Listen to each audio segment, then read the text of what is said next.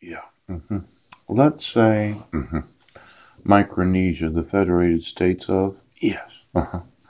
Now, they don't even have a rank of population. No. Or maybe they do. They're 183. Yeah.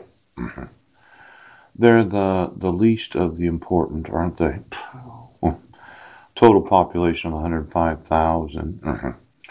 And they have one of the. Oh, they're really nobody. Yes.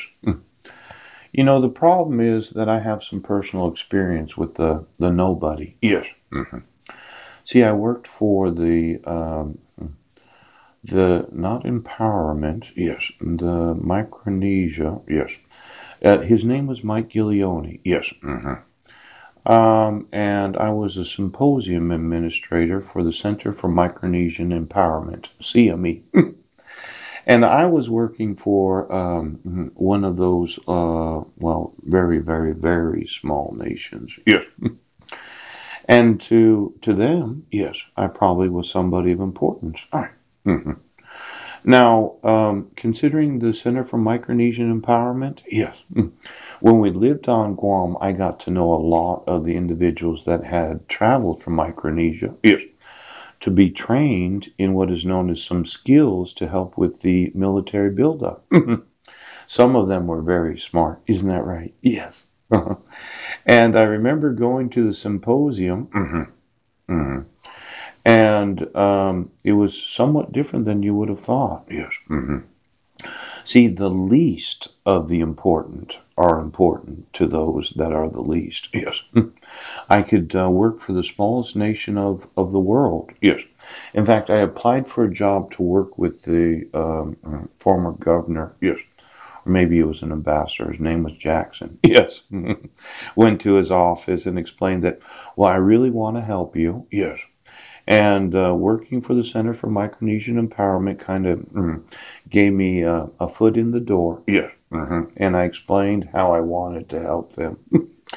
Now, this nation that seems to think they're important, they all think they're important. Yes. They all have employees.